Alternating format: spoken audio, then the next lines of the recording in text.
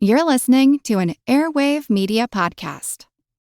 What do you get when you take two childhood friends with a passion for unexplored history and a whole lot of booze? You get us, Queen's Podcast. And here at Queen's, we are spilling the tea on all kinds of women from history. From New Orleans voodoo queen Marie Laveau to Marie Antoinette and everything in between. Each queen is paired with a cocktail recipe that will totally get you in the mood to hear the fun, dramatic, and juicy stories of fascinating women from history. Listen wherever you get your podcasts. Cheers! Hi there, my name is Rachel, and I am one half of the #History podcast, where we talk all about history's greatest stories of controversy, conspiracy, and corruption.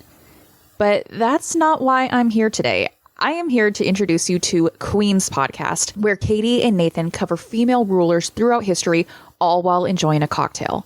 If this sounds like your kind of podcast, they did ask me to give a little disclaimer because their show does contain strong language. So if you don't mind hearing things like or this just might be the show for you. So sit back, sip on that cocktail, and enjoy as Katie and Nathan tell you all the about some badass women in history. Hi, this is Katie. And this is Nathan. And you're listening to Queen's Podcast, the show about badass women in history.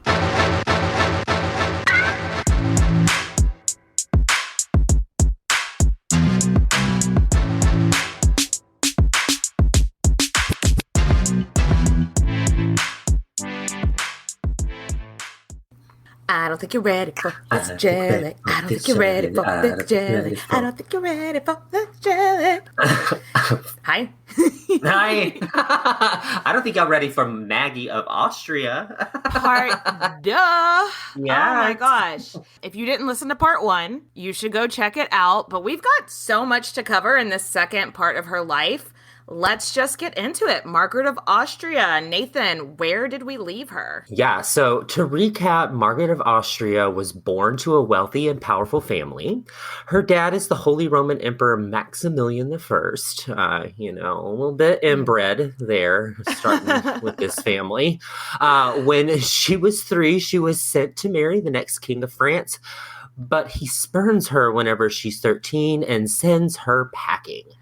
So she then sent to Spain to marry the heir to the Spanish throne, and their marriage is actually pretty happy, but poor Margaret enters her emo phase because she is widowed by the age of 17. Oh, and now she's back on a boat, back home for another strategic marriage alliance again. Yeah, so Margaret is back in her mother's lands, which are known as the Low Countries, which is like Belgium and the Netherlands. And her family does make a big to-do of her coming home. There's like parties and feasts and like shopping sprees. And even though, what'd you say? I said, that sounds fun. It does sound fun. And even though she's had time to grieve the loss of her husband and her baby that was stillborn, she's just not, her heart's just not in a party mode, And she's still working through some shit. She's got some therapy to get into. Yeah, that poor little black heart of hers is just not doing too well. No. That same year that she came home, her brother Philip and sister-in-law Juana of Castile have a baby boy named Charles. So baby Charles is a big fucking deal, historically speaking. Yeah, it's like one day he's going to have his mom's inheritance, which is the United Countries of Castile and Aragon, a.k.a. Spain. And he's potentially going to be the Holy Roman Emperor one day if, that state of mind still exists at that point. If that even is a real thing. State of mind. Anyway, Philip and Juana are like, wow, Maggie is depressed as fuck. She needs a pick-me-up. She needs like a passion in her life. She needs a purpose. Let's make her godmother to our little baby Charles. And Maggie, like for the first time since coming home, actually shows some interest in something. She's like, yeah, because she's had so much tragedy in her life. Like, this is something that she can throw her heart and soul into. Like, yes. she can be a godmother for this baby boy. So she is in love with her nephew, literally from the moment she meets him. So it had to have been this little bittersweet moment for her, right? Yeah. Because it hadn't been that long since she had lost her own child, a child who, if she had lived, would have actually been in line for some of the same exact titles that her new godson is not going to inherit. So it's kind of weird.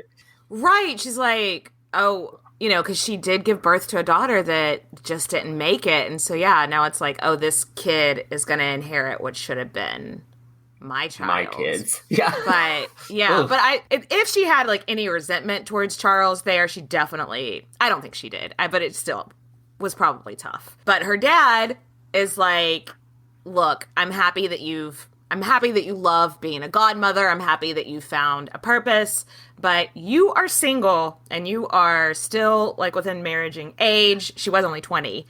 You are too young to remain unmarried. So Dad and her brother Philip basically start making a list of eligible bachelors and presenting them to her. And some names were floated around, like Arthur Tudor, Prince of Wales. Maybe you've heard of him. Yes. The King of Scotland, the King of Hungary, the Duke of Milan. So these are real quick. I'm so happy that she didn't get married to Arthur Tudor and have like another husband that was going to die tragically young right after. Oh my gosh, yeah, I didn't think about that. That would have been horrible. She might have been worse than Catherine of Aragon in terms of being like putting her foot down.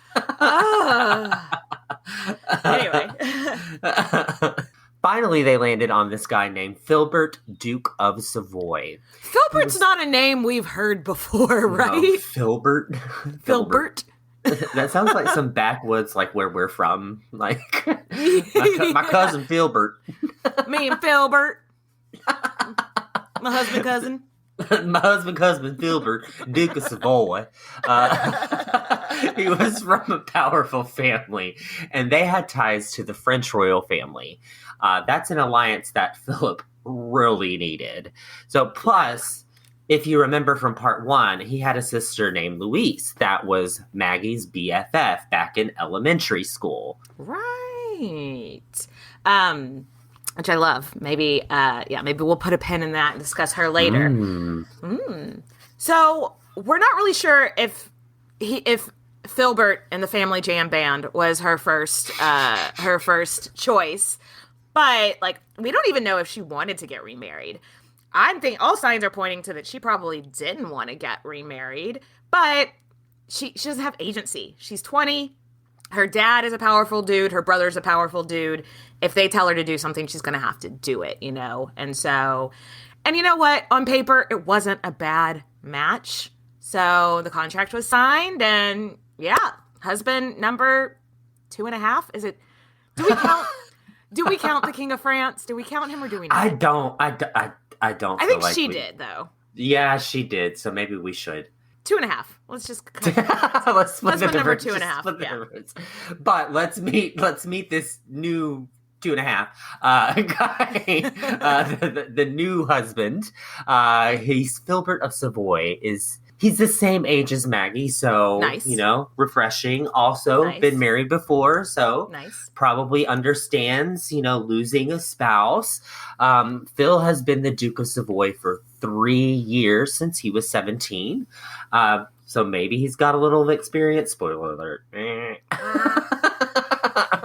But he doesn't really have any interest in like running shit, and mainly leaves everything in the hands of his family. So he's not really doing anything. Yeah. It just dawned on me though. It looked like all the dudes, because we read so much about these princesses that get married off to like super older dudes. You know, the names that they floated for her husbands. Well, her first and a half husband, Juan of Castile, was her age. He was only like 2 years older. Arthur Tudor, who they floated for her, was her age. maybe actually like 1 or 2 years younger. I think the King of Scotland was a pretty young guy.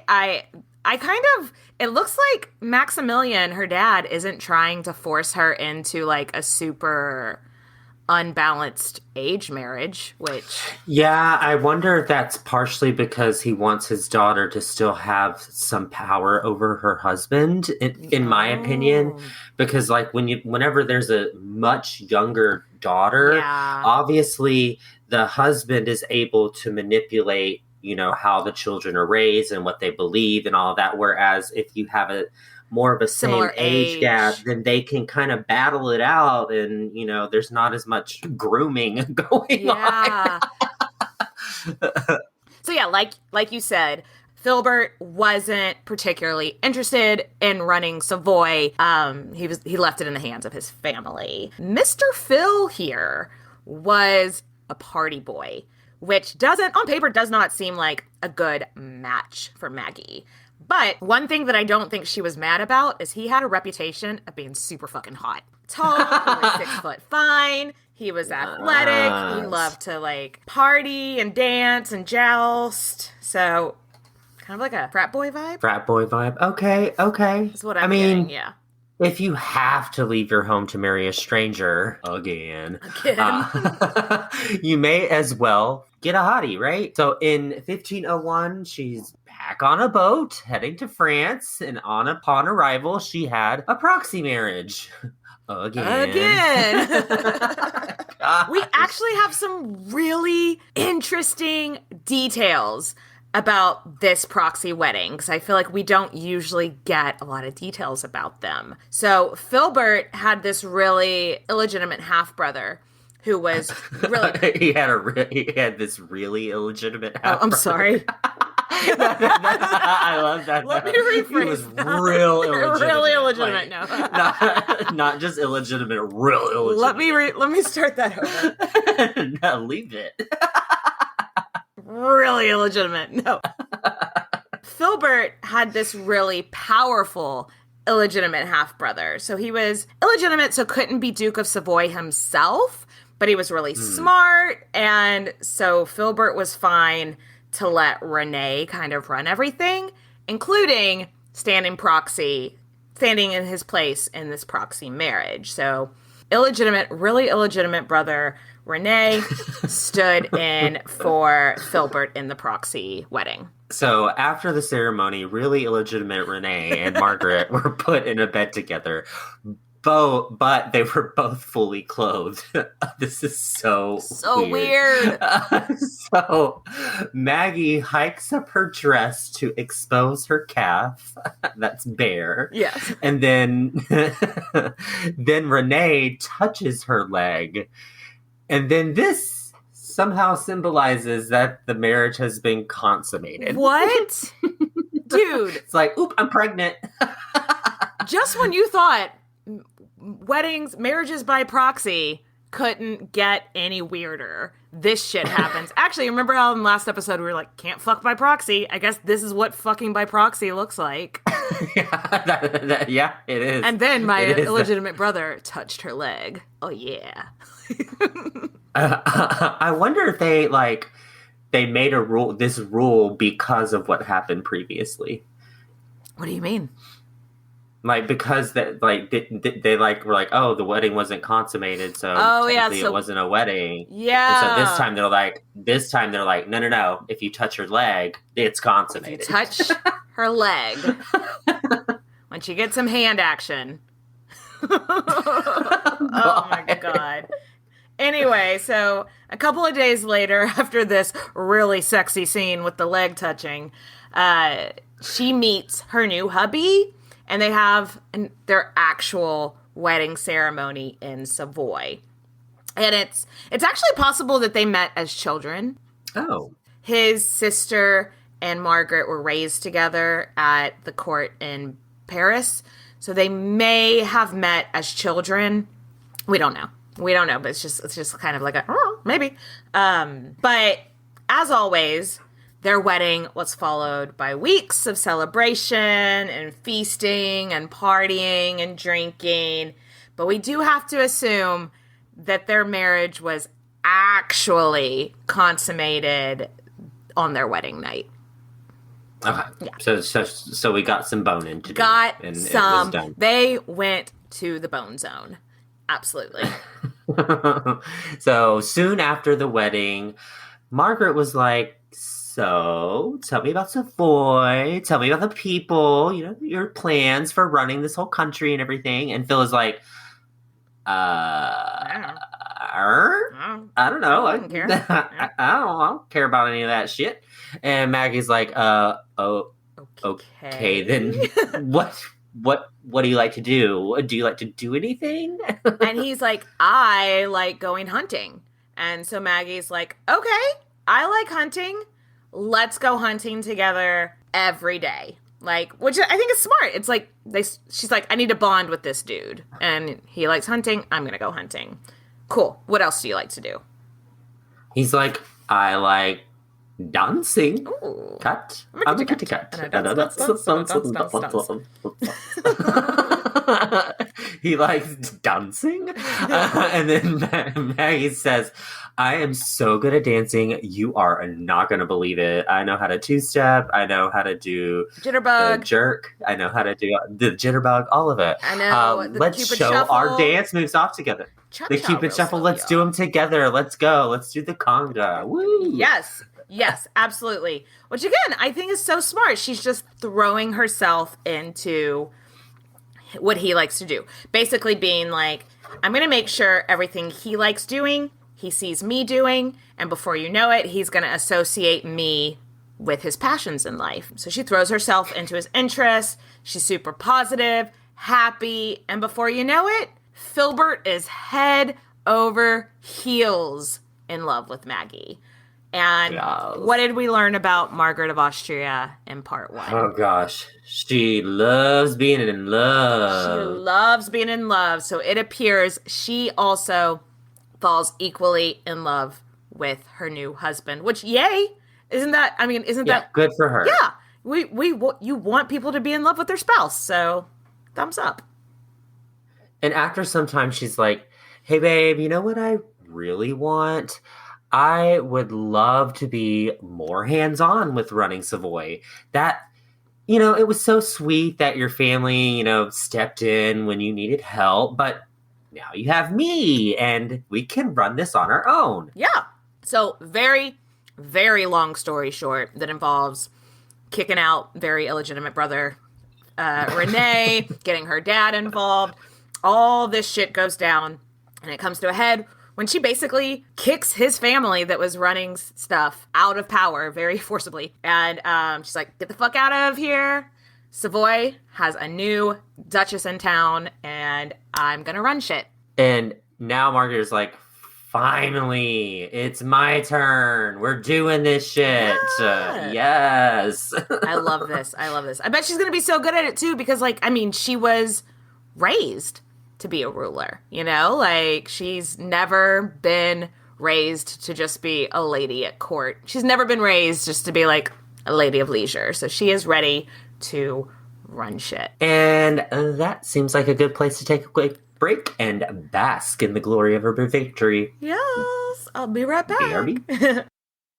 Throughout history, royals across the world were notorious for incest. They married their own relatives in order to consolidate power and keep their blood blue. But they were oblivious to the havoc all this inbreeding was having on the health of their offspring. From Egyptian pharaohs marrying their own sisters to the Habsburgs' notoriously oversized lower jaws. I explore the most shocking incestuous relationships and tragically inbred individuals in royal history. And that's just episode 1. On the History Tea Time podcast, I profile remarkable queens and LGBTQ+ royals, explore royal family trees, and delve into women's medical history and other fascinating topics. I'm Lindsay Holiday, and I'm spilling the tea on history. Join me every Tuesday for new episodes of the History Tea Time podcast, wherever fine podcasts are enjoyed. Hi, Hi, friend. My name is Ali Casaza. I am the host of the chart-topping podcast, The Purpose Show. My show is for moms, and we talk about all kinds of things. We talk about starting, growing an online business. We talk about living purposefully at home. If you're a stay-at-home mom, a working mom, it doesn't matter. If you are raising a family and wanting to level up in yourself, always wanting to grow, always evolving, always improving, curious about lots of different topics, this show is for you. We have spiritual conversations. We have productivity conversations. Honestly, not a lot is off limits. I am all about aligning you with who you really desire to become and giving you small, doable action steps to support you in getting there. So come be a new listener, be a new friend. I can't wait to have you. And we are back, and Margaret is in her element.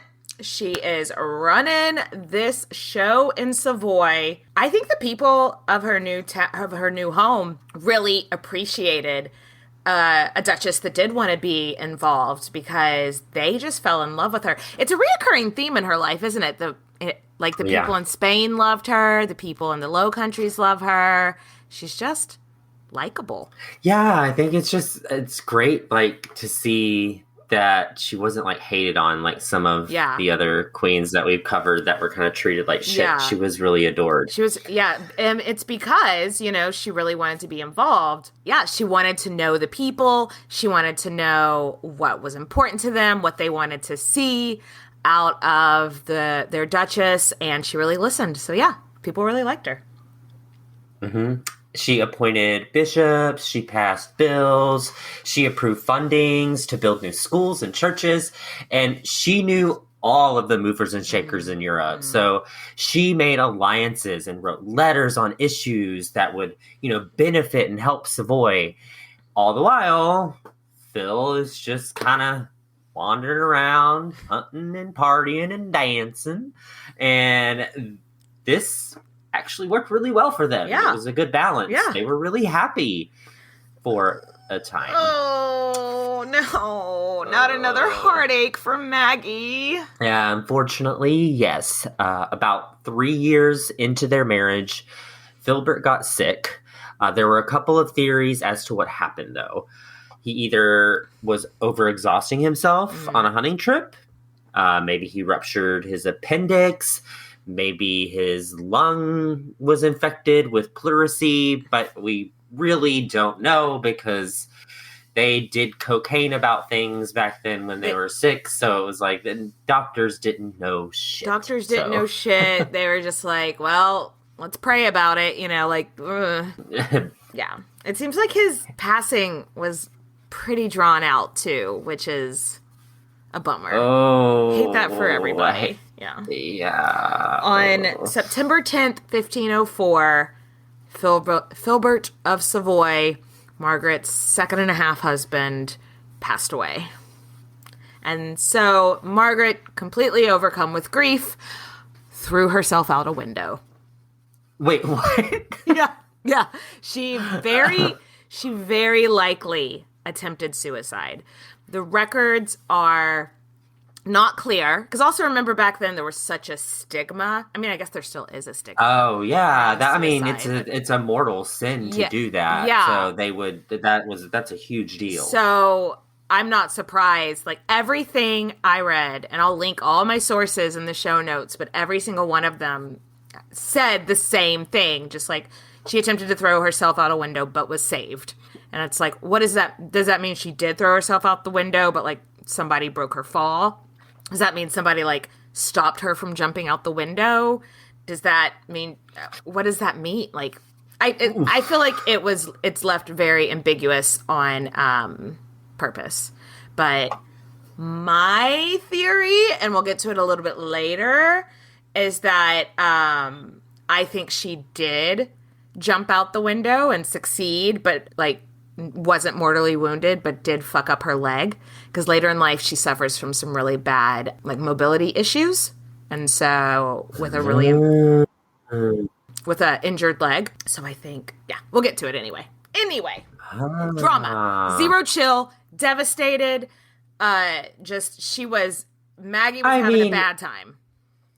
I mean, I can understand her devastation, right? Yeah. She's had so many bad things happen to her, like, over and over and over. So she's absolutely crushed. I wonder if she's starting to, because they were so superstitious back then. I wonder if she's starting to think, like, am I cursed? Yeah. Oh, I guarantee you that's probably what it is she's like, I need to kill myself because any other guy that's with me is going to die. Yeah. Like, I'm cursed. And so any guy that my dad sets me up with is going to die because, I mean, she's a widow for the second time by 23 years old. Yeah. We're projecting there. We didn't read anything that said that she thought that she was cursed or anything, but we're just... no. We're projecting. Total projection. Yeah. But how many times can a girl like that be heartbroken, you know? No. And she just wanted to be in love and be a cherished wife and be a good wife and, I hate it. They keep dying on her. Really young. She makes them fall in love with her and then they die. Like, ugh. In his memory, Margaret commissioned this beautiful monastery to, like, start being built where there would eventually be a tomb for Filbert in it and a space for her. And this took a couple decades to build.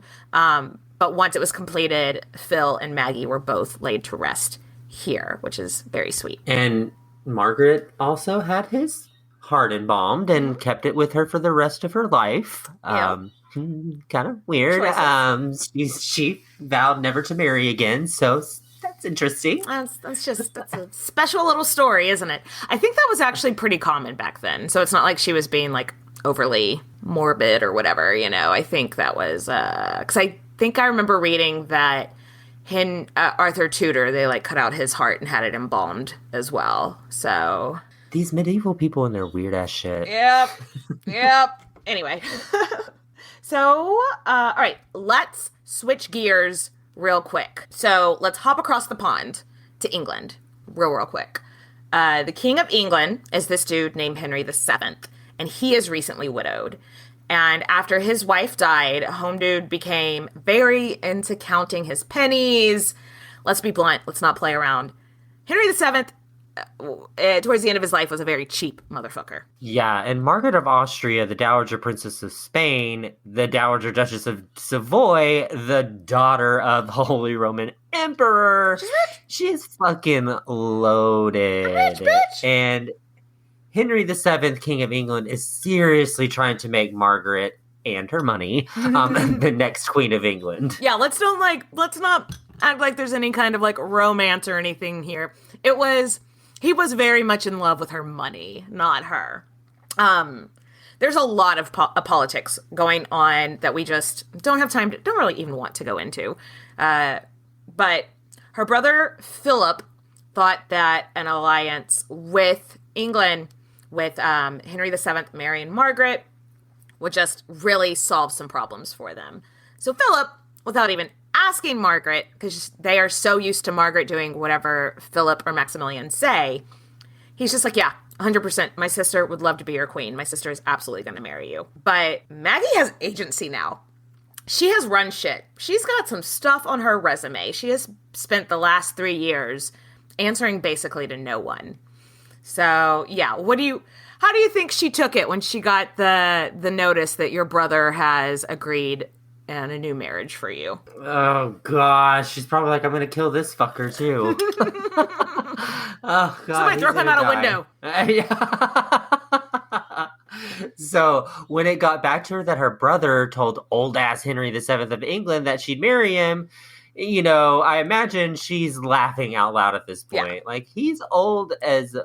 He was 50 years older than her. Ew. 50. Ew. Oh, yeah.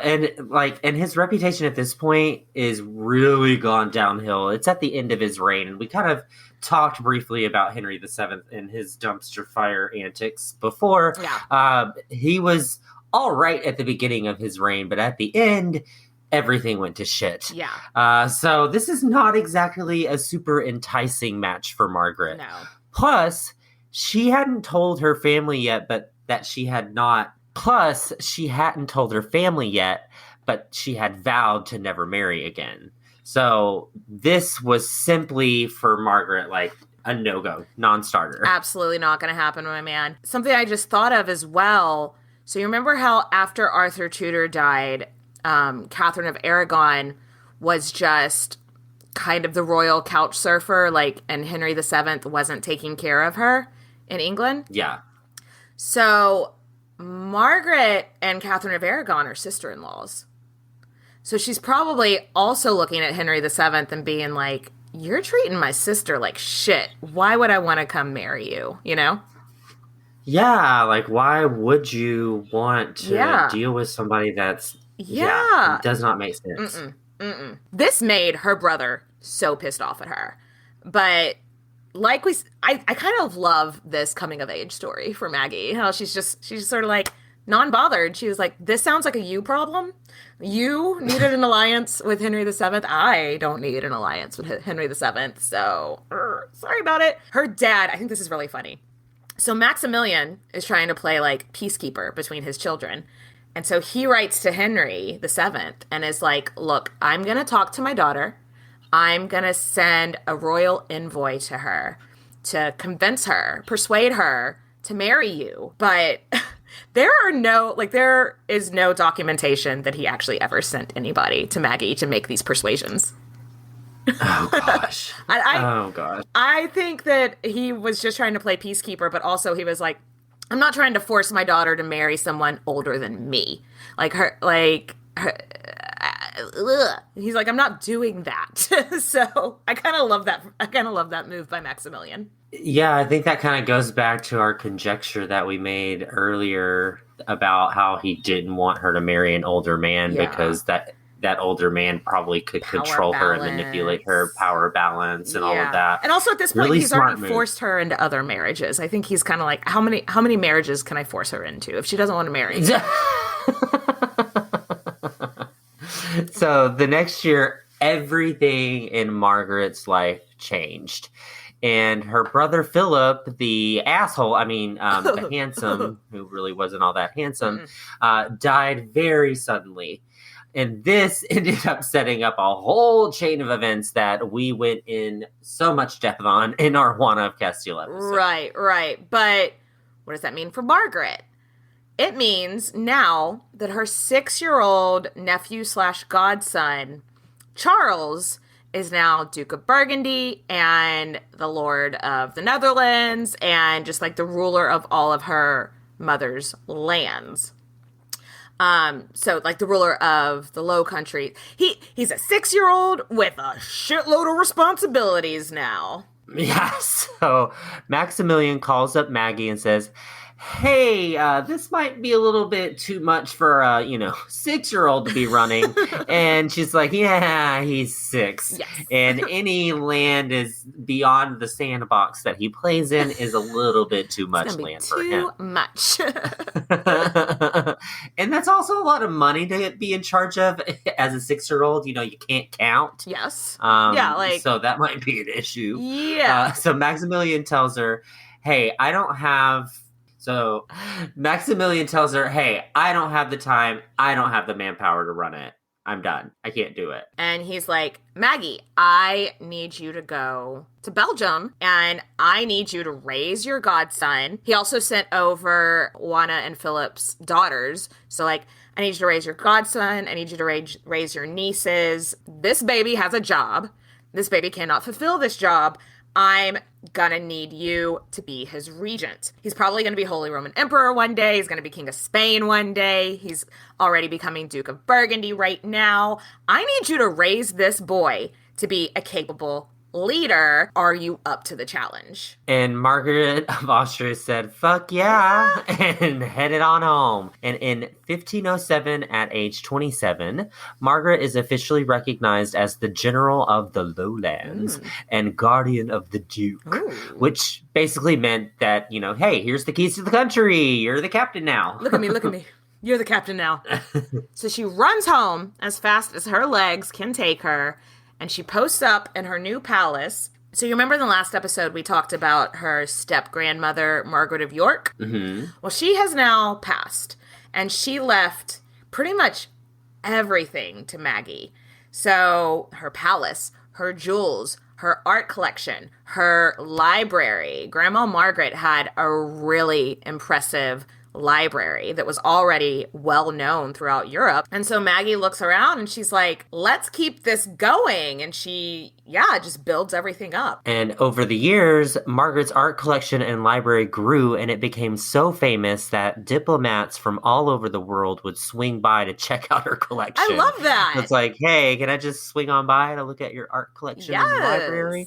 Yeah, so much that her court in Belgium grew to be the cultural center of Europe for a while. So, like, if you're considered yourself an intellect or an art collector, you went and spent time at the court of Margaret of Austria. Everyone who was anyone was looking at her for what was popular, what was the it thing in books and art and fashion, and all run by a woman. Go figure. Hey, Nathan, who run the world? Girls. Yes. I just love that for her. Like, we already knew that she was capable and smart, and now we know she has really good taste as well. She's a tastemaker. Love it. But really, Maggie considered one job out of all of these responsibilities and all this reputation. She had one main goal. My little nephew is going to grow up to be such a powerful man. I need to make sure that he is ready. Which really, let's look at it. Let's look at what all this little boy is set to inherit. So he's already the Belgium, all the Low Countries. So Belgium, the Netherlands, a big chunk of Europe, already at 6. When through his mother, he's going to inherit both Castile and Aragon. So Spain. Yeah. And then through his grandfather, he's also going to get modern day Germany. So that is a lot. Isn't that a lot of land? Yeah, that's a lot of land. He's basically owning a big portion of Europe. Yeah. And so she took this job of making sure that he was educated and knew what he was doing when the time came very seriously. She hires the best tutors, make sure he knows who all the movers and shakers in Europe are. She's like, this boy is going to be smart. This boy is going to be respected. People are going to know his name. They're going to put respect on his name. And they're going to put respect on my name while I'm in control of him. And so as a result, Maggie's court just also became this place of education that people from all over Europe would fight over spots for their children to go to Belgium to get their education at Maggie's court. And hey, Nathan, who do we love that got spent some time at Maggie's court? Oh, just a lovely little lady named Anne Boleyn. She was there for a year. Yeah. Herself, so. Yeah. Oh, I love this. And Margaret ruled these rich lands and was the most powerful woman in Europe, if not the most powerful woman in the world, from 1506 to 1514. And during this time, there is a lot of war dick waving, and we could just do a whole episode just on these years of all this dick waving and I don't want crap, but we don't want to skim over it. Yeah. So 2 decades of the early 16th century is just a lot of really petty fighting too. A lot of it wasn't even shit that mattered, I mean, it mattered to them, but in the grand scheme of history, it's not convictions. Yeah. Yeah. But what you do need to know, the major players in this infighting. So the major players in all these battles and everything are the Holy Roman Emperor and the King of Spain. So Maximilian, her father and her father-in-law are in an alliance against France. And then England is also against France. So therefore, per usual. For every time in history up until World War I, England is against France. Yes. And so that means England comes into an alliance with Spain and the Holy Roman Empire because, the enemy of my enemy is my friend or whatever. And then also, Henry VIII marries Catherine of Aragon. And so now they're all family TLDR, it's the rest of Europe versus France. And that's European history, kids. Yep. And Margaret was essential in these series of scrimmages. Like, she's writing letters, getting troops, making introductions, appointing generals. She's even being a liaison with Ferdinand, her father-in-law to Henry, her brother-in-law.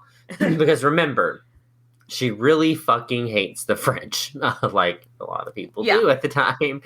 After, the king jilted her all those years ago. So she's got a personal vendetta against this guy. That guy's been dead for a long time, by the way. Yeah, but she's got a vendetta against France. She's like, all y'all can go suck it. All y'all can kiss my croissant.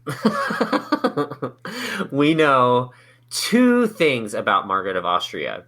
She loved being in love. Mm-hmm. And bitch could hold a grudge. She could hold a grudge and did hold a grudge for a lifetime.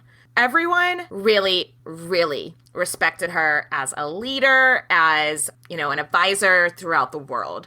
But when her godson Charles turned 15, he had a bit of like a teenage rebellion, which we can't really be mad at him about. Who didn't hate their parents at 15? He writes to Maximilian and he's like, dude, I've been doing my homework. I haven't been skipping class. My GPA is on point. I'm ready for hands-on work. I want to take reins of my lands in earnest. And Maximilian was like, you're right. You have been really putting in the work. If you think you're ready to rule on your own, cool. And he told Maggie, like, hey, you need to stand down. Time to hand over the keys of the kingdom to Charles. And she was blindsided this. Yeah. Butthurt is an understatement. Yes. She was embarrassed. She was hurt. Yeah.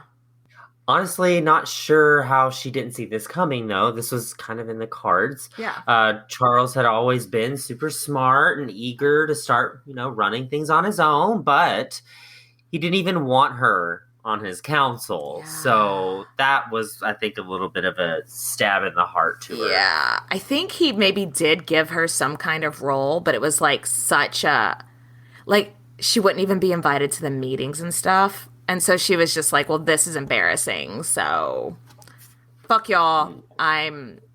Fuck y'all. I'm out. But like I said earlier, it's kind of teenage rebellion, like, fuck you, mom. I'm going to do this on my own. But either way, Maggie was really hurt. She was a really, really proud person. She did not take these kind of slights easily. Maggie laid low. And over like the next year or two, when she did make public appearances, she would like show up and just like not talk to anybody. And then like Irish goodbye really early in the evening. Like, she does not like being rejected. Yeah. Meanwhile, Charles spent the next 2 years realizing, oh no, this shit is hard, y'all. Oh no.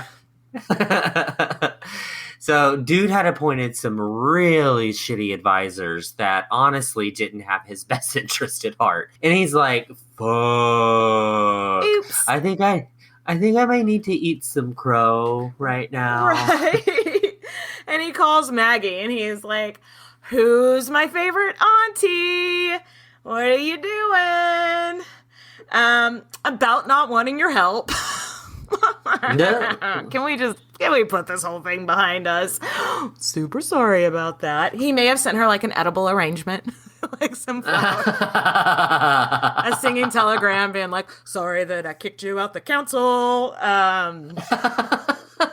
Can you please come back? I really, really need you. That is a bop. It's a bop, yeah. Right there. But no, he was like, these dudes that I hired, they suck. And I need someone that knows what the fuck they're doing. Can you come back and be my financial advisor? Which, of course, she does. Yes. I'm just imagining her being like, who? Little old me? Yeah, that's what I fucking thought, kid. She's like, oh, it's hard. But yes, I'll be right there packing my bags. Because she did love him like a son. She loved him. Honestly, Charles is very lucky that she did decide to come back, because the next few years, it was like one thing after another for him. Like, he is about to be tested in his ability to be a ruler. And he needed someone experienced by his side. And I love that he realized that and recognized that that person was. I love that he wasn't like, a woman can't do it. He was like, she's the most capable person up here. Like, let's get her back. And Maggie's just like, we got this, baby. You and me, we got this. So in 1516, Ferdinand dies, and Charles has to head on back to Spain. Yeah. You know, they didn't have Zoom, they didn't have the internet, so they couldn't just like meet up and do a call real quick. He can't be in Spain and running the show in Netherlands at the same time. Right. So Maggie is left with the keys to the country. Again. And she is queen in everything but name in the Low Countries for pretty much the rest of her life.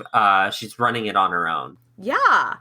For the rest of her life, like you said, Maggie ran things so well that her reputation was beyond reproach. A chronicler wrote of her at the time, Madame Margaret had a man's talent for managing business, which I don't love the sexism there, but I guess at least he's recognizing her. The fact that she was more capable than most men, for she added to her talents the fascination of her sex, brought up as she had been to hide her own feelings, conciliate her opponents, and persuade all parties that she was acting blindly in their interest. So yeah, don't love the sexist undertones, but I guess everybody was just generally surprised that a woman had a brain back then. So this guy is trying to give her a really amazing compliment, however backhanded it might seem to us, which just reflects how everybody thought of her. So, side story that we just didn't know where else to put because we just have to have this.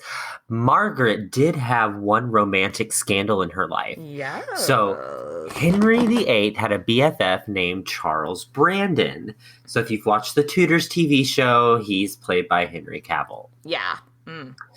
Apparently, yum. Apparently, sorry. Ooh, my seat's moist. Apparently. One, it's just gross, and two, you said moist. Apparently, Maggie and Brandon had a pretty public flirtation, which raised a lot of eyebrows at the time. So, the next day, Henry VIII was like, hey, Brandon is single, so if you're ready to get married again, I'm sure he'd be into it. And Maggie was mortified. She was like, I was just flirting. No. Yeah. Because in England, it was pretty common that once you were like we talked about it, and we've talked about it lots of times. Once you were a widow, it was okay to marry below your station. And so Henry VIII is just sort of like, yeah, you want to marry my frat boy over there? Yeah, sure. And she was just like, oh, good God, no, he's just a hottie that I was just playing like courtly love games with. She was so embarrassed, but he was supposed to be pretty hot. So have fun, girl. I hope they actually hooked up, and then I don't know. Yeah, this was just like in the Showtime version of this story, they definitely went to Bone Town. Anyway. Yeah. Fast forward another 2 years, and Maximilian, her dad, dies before securing all the votes needed to ensure that Charles would be his successor. Because I actually didn't know this, because as we've established on this show, I do not understand what the Holy Roman Empire was. In the Holy Roman Empire, in other kingdoms, when the king dies, the king's son just automatically becomes king. In the Holy Roman Empire, usually it was the emperor's son or grandson in this case that would get it, but they did hold a vote. It was all the rich dudes in the lands of the Holy Roman Empire, not all of them, but some chosen ones, did have to vote on it. And I didn't realize that. But either way, Maximilian hadn't gotten all the votes ready yet. So it's still, the succession kind of hung in the balance. Ooh. And despite Maggie's grief at the loss of her father, she knew this was the time to make her move. Charles was in Spain. He couldn't campaign for himself to secure those votes. So as soon as her father was in the ground, Margaret literally starts campaigning in Germany. She's setting up meetings. She's charming people. She's telling people how amazing Charlie is. She's like a politician on the campaign kissing trail. babies, shaking hands, handing out little like flyers and being like, vote for Charlie. I could not run for office because that would just be exhausting. I don't want to kiss your baby. I could not run for office because I have this podcast where I make dick jokes a lot, and I don't think that would go over well with the older constituents. Yeah, might not. While she's doing all of this, while still grieving her father, who towards the end of her life, she was actually really close with. Yeah, she was, because he wasn't, he was getting up there, but he wasn't super, super old. I think he suffered a stroke or something. So she did have a few years to realize that it was coming. I think she published a short book of poems for him after he died. Oh, that's sweet. Yeah. But anyway, her campaigning worked. And in June 1519, Charles was elected to the state of mind of the Holy Roman Emperor. Yes. And as a thank you, Charles gave his Aunt Margaret a whole bunch of money. Okay, so what I read was 200,000 gold florins, which we don't really know how much that was in today's money. According to Wikipedia.com, there's no direct conversion rate for modern day money to gold florins, but they're estimated each gold florin could be anywhere between 40 and 1,000 US American dollars. So, but even at $40, that's still a lot. 200,000, yeah. So, what we're getting at, she was already a very rich woman, and now she got no money problems. She is good. She is set. She's got 99 problems, but money ain't one. So Margaret heads home, but seems that after this, Margaret's health ends up taking a hit. So she had been go for the last 20 years. And it seems like as soon as she sits still, after securing all those fucking lands for her godson, she actually realizes, oh my gosh, I'm tired. And then, naturally your body just starts to give out because you've just been doing so much these past 20 years. 20 years. Also, not exactly the same thing, but if I'm cleaning my house, even if I get tired, I'm like, you cannot sit down until you're done. Because once you sit down, you realize, oh, fuck, I don't want to get back up. I don't want to get back up there. I don't want to go rake the lawn. I don't want to keep cleaning. I'm done. But also, I believe there's a reason that a lot of leaders die young. That shit's stressful. And she hasn't sit still in years. And that issue that we talked about earlier, how whenever she jumped out of the window, we thought that, she may have injured her leg. And that was causing her a lot of pain. And it was so much pain that her doctors were, hey, here's some cocaine and bloodletting and leeches. Let's do that about it. And it's like, no, that probably gave her more infections, made things worse. So I feel like just from, and I'm obviously not a doctor, but just from things I've read here and there, leeches were there probably were some things that maybe it helped with a little bit, but it probably didn't hurt anything. Even if it didn't help, it probably didn't hurt anything. But bloodletting, hey, it doesn't do what you think it's doing. And now you've just got a big open wound on your leg that could get infected. Ugh. I know. Yeah, TLDR, barf. Towards the end of the 1520s, after 20 years in power, she's kind of starting to think about retirement. She's like, I'm not completely ready to step down, but maybe I can start delegating shit. But then it turns out she's got one more big task to do. And this is a job that only she can do because It has gone down in history as known as the Ladies' Peace. So, before we head into that story of Margaret's last hurrah, why don't we take a quick break and top off our drinks? That sounds perfect. We'll be right back. At a time when change is constant and we are pulled in far too many directions, we need a way to stay present to life and to increase our ability to remain calm, think clearly, and maintain our well-being. Many studies indicate mindfulness improves our mental, emotional, and physical health. On A Mindful Moment with Teresa McKee, you can learn how to practice mindfulness and enjoy its many benefits. Tune in for guided meditations and to hear tips and advice from some of the most respected experts in the fields of mental health and mindfulness. The world truly can be a better place. It all starts with a mindful moment.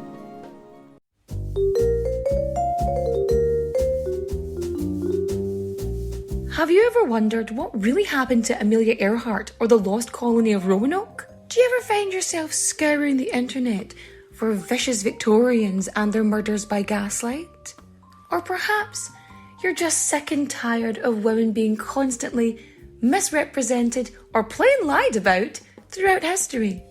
If so, join me, Katie Charlwood, history harlot and reader of books, on Who Did What Now, the history podcast that's not your history class. Part of the Airwave Media Network. Available on Apple Podcasts, Spotify, or wherever you listen to podcasts.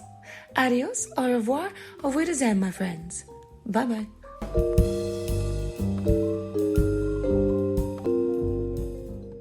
I'll be seeing you. And we are back. So, we are well into the 1520s, and Charles and the King of France have just carried on this family tradition of still fighting off and on for fucking years.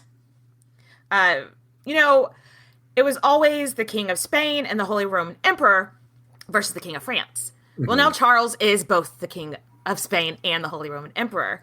So he's got like this generational trauma going on that he feels like he has to like do for both sides of his family, like a vendetta. Yes. So it's he big mad. He's big mad. War. God, y'all. What is it good for? Absolutely nothing.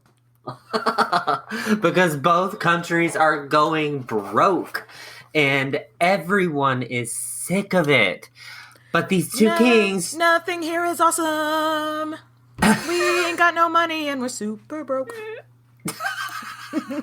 But these two kings just love to hate each other. And they are fighting over who owns lands in modern-day Italy. BTW, the King of France, now is a guy named Francis I. His mother was a woman named Louis of Savoy, a.k.a. Maggie's childhood friend and sister-in-law. These family trees, y'all.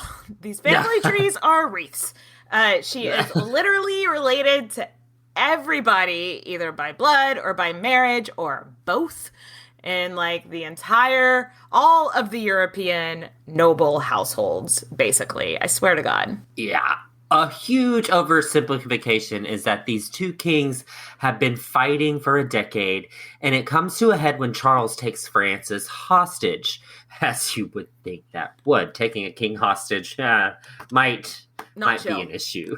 Yeah. When Margaret hears this, she actually lights off fireworks at her home in Belgium because she just assumed, this is the end of the fighting. Charles captured Francis. We won.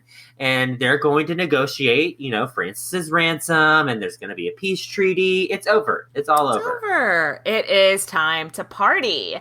Narrator voice. It was not all over. It was not time to party. Charles was pissed at her celebrating and sends her this really condescending letter. And he's like, the capture of an anointed king is nothing to celebrate. And she was just like, what? You're the one that did it, bitch. What the fuck? Mixed fucking signals, my man. And she's like, okay. She writes back. She's like, okay, then make peace and let him go. And he just leaves her on red. He just like is so pissed. He doesn't respond, which like, I'm sorry. Like, talk about women. People are always like, oh, are you on your period? Being irrational. And like, look at, oh my God. Look at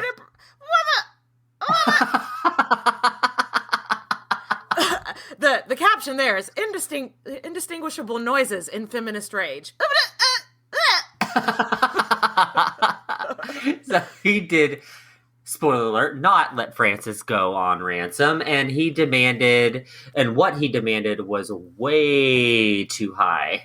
There was no way that these broke-ass countries were going to be able to raise that kind of money. Yeah. You know, Charles was being Petty McPederson and being so unreasonable. He was. That was my feminist rage. I'm not as good at it as you are, obviously.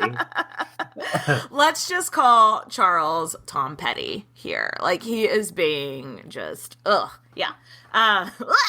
So Maggie writes to her friend, Louise of Savoy, who we're not going to have time to go into this episode much about her friend and sister-in-law, Louise.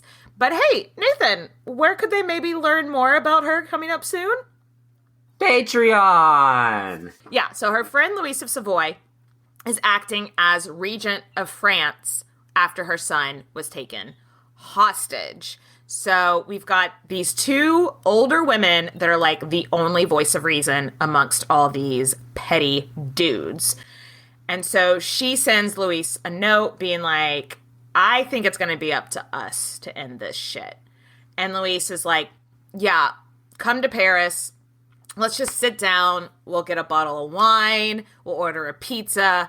We'll come to a negotiation. It's time for the ladies' peace, as this event has gone down known as. We'll get shit done. Because who gets shit done? Bitches get shit done. Right. And that's what she did. She got shit done. Yeah. Though her advisors told her not to travel, they were like, hey, girl, this is like 1,000% a trap. Mm-hmm. And they are going to take you hostage, which, to be honest, not bad advice. I can kind of see where they're coming from. Yeah, I'm sure that's what a lot of people thought. Margaret literally tells her dudes, like, if you're scared, stay home. Like, y'all don't have to come. She was like, she put so much faith that her friend, no, Louise wouldn't do that. I'm not scared. And so she heads to Paris, which, like, remember, her leg is, like, kind of literally killing her. I can't imagine she wanted to go, but she just felt like she owed it to the lands that she loved so much to make peace and quit wasting their money and shit, you know? Yeah, we could probably do a whole episode on all the politics that went into this agreement, because there's so many different players. You've got Spain and Portugal and England and France, but all you really need to know is that Margaret and her old friend Louise negotiated peace in 1529. Finally. Out for the fireworks. Yeah. Yay! And to be honest, in the peace negotiations, Charles got a lot more than Francis did. So she got a little bit of a leg up there. Yes. The only thing I don't love is that in the negotiations, Francis was to be set free, but his two sons, who were children, would go be hostage in his place. Do you remember in the Diane de Poitiers episode when we talk about Henri II, she was his longtime mistress? And, like, how he was held hostage and, like, treated badly and, like, idolized Diane de Poitiers while he was away. That was this negotiation that ended with these two princes living in really shitty condition for, like, years. Oh. Yeah. But anyway. But don't think about that. Don't think about that. There's peace. So Margaret heads home for the last time. Ooh. Yeah. It seems as if Margaret felt that, like, hey, I've accomplished what I needed to accomplish. My nephew is set up for success. There is peace. I've secured a shitload of money for the Low Countries. My family's dynasty is set. I've done what I was put on this earth to do. And Margaret's leg was really starting to bother her, and the doctors decided they needed to cut it open and get the bad stuff out. Ugh. That's not how this works. That's not how any of this works. No, gosh. Oh, so her leg obviously gets really, really infected. And her doctors tell her that, oh gosh, it needs to be amputated. Not like I don't even want to think about yield amputations in medieval times. No, thank you. No, thanks. Margaret was like, okay, give me a few days because this is 1530. I don't know what the survival rate for amputations were at the time, but I'm thinking not great. And I think Margaret was thinking the same thing. And so she's like, I need a couple of days to like get my will in order, write Charles a letter in case I don't survive, and do my confessions, do a whole lot of praying. I need to get my shit in order. Yeah. And the day of the operation came, and she was weak because she'd been sitting around for days, 3 days with an infection in her leg. So it was probably depleting her energy. Yeah. So she was given, for the procedure, she was given opium to prepare for the surgery. And that was pretty much the end. Margaret of Austria died on December 1st, 1530, at age 50. And her body was laid to rest in Savoy next to Filbert in that gorgeous tomb that she had commissioned all those years ago. Today, Maggie is remembered as one of the most influential rulers of the 16th century. Not one of the most influential women, but rulers. Period. Yes, period. She was queen in all but name. Yeah. And still to this day, there's a statue of her right outside the palace where she held the most respected court in Europe. So super duper. Yes. I love this statue. I'll definitely put a picture of it up on Instagram. There is so much shit about this woman, like about the different political ties she had, the different plots in history that she is part of, that we just didn't have time to go into. When we first started researching her, I told Nathan, she's like the Forrest Gump of the Renaissance time in Yes. Europe. Because she kind of just shows up in everybody's story. So yeah, definitely if y'all want to do some more reading on her, this website called, what's it called? tudortimes.co.uk has a really, really in-depth, like 10-page essay on her. It's in the show notes. Check it out. But what a fascinating woman, Nathan. Did you enjoy this journey? It. Yes, It was so much fun. Yeah. All right. Well, we will catch you bitches next time. Cheers, Bye. bitches. Bye, Nathan. Love you. Bye. Bye.